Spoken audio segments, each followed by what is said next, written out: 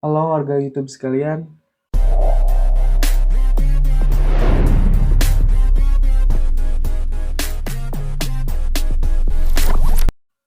mungkin ini video pertama saya ataupun jurnal saya atau observasi saya mengenai permasalahan-permasalahan yang ada di sekitar kita ya, yang pastinya.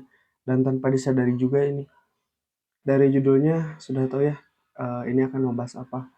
Dan di sini full dari perspektif saya sendiri, di mana saya merasakan ini ketika kurang lebih ketika kurang lebih 6 sampai 7 bulan terakhir ini gitu menerapkan prinsip ini. Ya betul, prinsipnya namanya stoikisme. Nah, di era sekarang ini di tahun 2023 bulan Juli ini, eh, dinamakan era endemi, di mana pandemi COVID-19 itu udah berakhir. Banyak orang-orang yang mempunyai pemikirannya itu masih terbawa ketika zaman COVID ya. Ketika zaman COVID itu mental orang-orang, rata-rata orang-orang gitu kan, itu sangat dilanda banget, sangat disiksa banget. Mungkin kalian salah satunya. Tulis aja di kolom komentar, kita berbagi sharing atau berbagi share.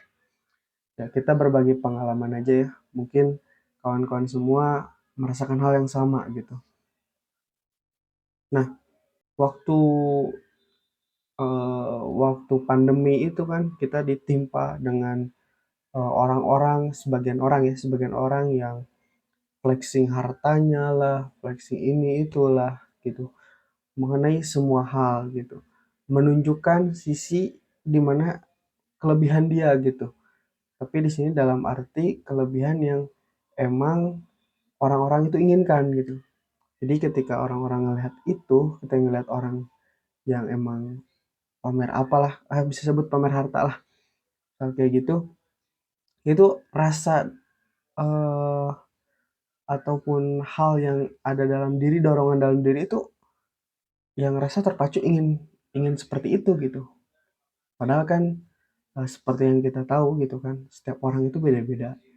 Apalagi permasalahan-permasalahan remaja sekarang gitu kan ya. Ketika apalagi di umur 19 sampai 20 tahun, 20 tahun sebelum 25 lah. Itu tuh mental kita itu disiksa banget gitu kalau kita belum menyadari diri kita sendiri gitu.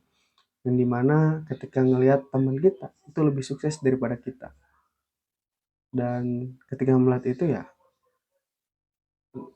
kita sebagai seangkatannya gitu, ya nggak pengen kalah juga kan untuk bisa menyaingi orang itu gitu kan. Tapi di sisi lain, prosesnya yang berbeda di mana dia dalam prosesnya itu apalah gitu, ada bantuan apalah apalah orang dalam atau apapun itu, sedangkan dirimu sendiri ataupun sebagian orang itu apa sih nggak memiliki support support yang berbeda gitulah pokoknya. Jadi ya, kita mau banting sekeras apapun kita gak akan bisa menjadi orang lain gitu, karena orang lain punya prosesnya sendiri dan kita pun mempunyai prosesnya sendiri. Dan itu permasalahan yang terjadi di kalangan remaja-remaja sekarang gitu, di umur ya segitu ya, dari lulus SMA, terutama lulus SMA ya, dan seperti itu. Dan juga harapan orang tua yang begitu besar, karena apalagi orang anak pertama gitu. Ya pokoknya mah di situ ditekan banget kepada diri seorang itu. Ya termasuk Anda mungkin ya yang nonton video ini. Ya tapi jangan khawatir lah. Di sini eh, kita belajar sama-sama, kita sharing sama-sama gitu. Dimana kita mencari sebuah kebahagiaan, bukan mencari sih, karena kebahagiaan itu diciptakan oleh diri kita sendiri. Ketika kita ingin bahagia, kita pasti akan mendapatkan kebahagiaan. Tapi ketika kita eh, tidak mencari ataupun tidak menciptakan sebuah kebahagiaan itu, walaupun orang-orang di sekitar kita bahagia, kita tidak akan bahagia. Kita tetap akan terpengaruh oleh diri kita sendiri yang kita inginnya ke arah sini gitu. Nah, gitu. Dan solusinya yaitu bernama stoikisme. Stoikisme sendiri itu adalah sebuah konsep berpikir dalam menciptakan kebahagiaan untuk diri kita sendiri. Dan stoikisme ini berasal dari bahasa Yunani yang berarti stoa, artinya beranda atau serambi atau teras. Ini maksudnya dalam sejarahnya, filosofi ini tuh mengajarkan kepada kita untuk duduk bersama di beranda atau di teras. Itu analoginya gitu kan. Dan itu sumbernya dari salah satu sumber dari website gitu, dari Google. Dan beberapa filsuf di Yunani pun memegang prinsip ini. Salah satu contohnya ada Epictetus yang merupakan seorang budak, ada Seneca yang merupakan politisi, dan ada Marcus Aurelius yang merupakan seorang kaisar Romawi. Sebenarnya kayak gimana sih konsep stoik itu? Konsep stoik itu mengajarkan kita untuk membedakan mana hal yang bisa kita kontrol dan mana hal yang tidak bisa kita kontrol. Kayak gitu. Contohnya kayak ginilah contoh simpelnya. Kita bisa mengontrol diri kita sendiri, tapi kita tidak bisa mengontrol orang lain. Jadi ketika kita melakukan sesuatu, eh, kita tidak bisa mengontrol respon orang lain kepada kita gitu. Misal contoh kita melakukan berbuat baik nih, kita melakukan hal kebaikan, belum tentu respon atau orang lain kepada kita itu sama baik juga. Bisa juga eh, orang yang ke kita itu ketika kita melakukan kebaikan, respon orang tuh ada yang menyangka kita itu eh, ria lah atau apapun lah gitu.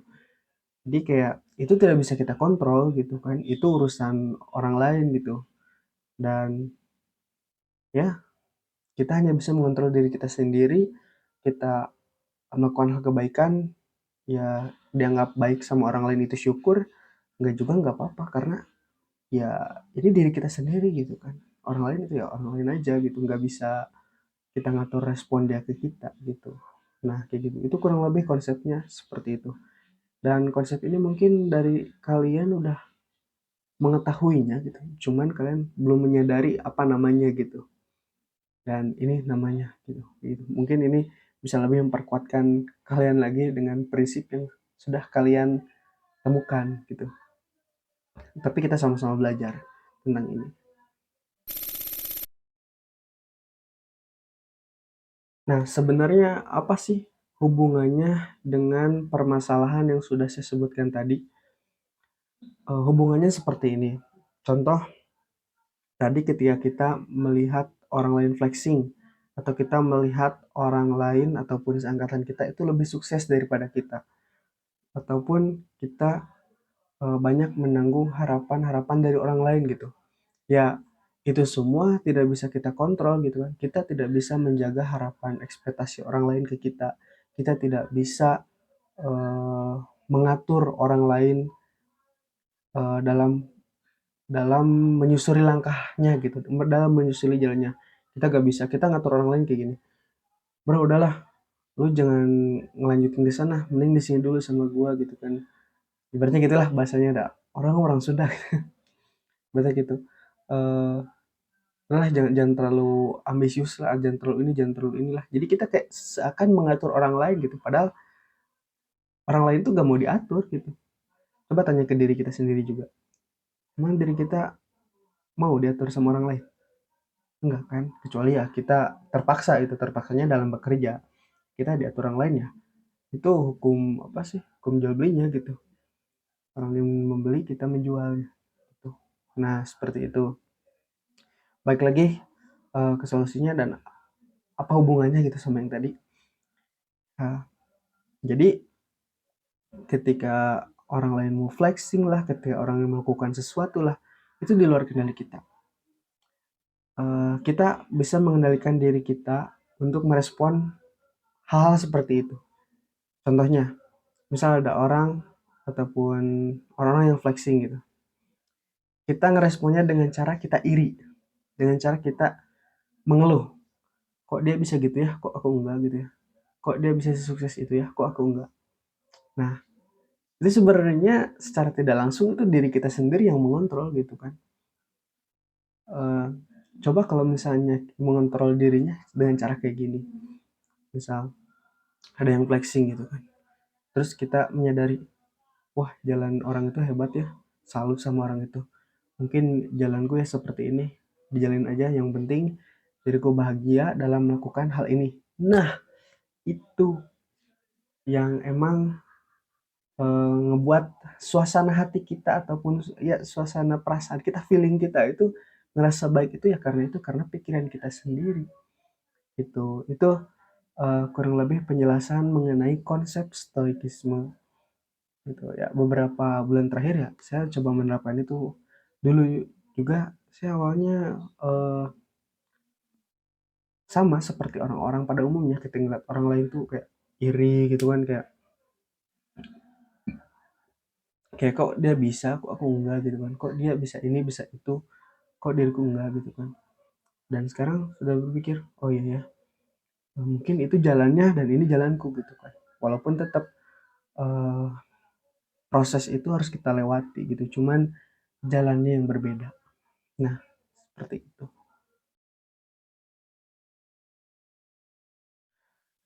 Dengan kita bisa mengontrol diri kita sendiri dalam kondisi apapun, itu kebahagiaan ataupun kesenangan yang ada di dalam hati itu insya Allah bisa kita rasakan gitu, karena itu yang kita ciptakan oleh diri kita sendiri. Walaupun mengontrol diri kita sepenuhnya itu sangat sulit gitu kan ya, tapi kita tetap berusaha dengan prinsip yang sudah kita pegang, dengan hal-hal yang udah kita batasi juga tuh. Jadi kita tahulah batasan dari diri kita sendiri gitu kan. Ya, boleh saja silahkan kalian mau mencoba hal di luar batas kalian, itu tidak masalah. Yang penting tetap jaga diri dan tetap kebahagiaan dalam diri itu yang utama gitu. Seperti kata Ferry Irwandi bahwasanya kebahagiaan itu hanya selingan dari sekumpulan masalah-masalah dalam kehidupan. Maka ketika kamu sedang merasakan kebahagiaan itu, nikmatilah senikmat-nikmatnya. Ya, itu sajalah. Sampai jumpa di video selanjutnya. Goodbye. Ya, sampai jumpa di video selanjutnya. Goodbye and see you.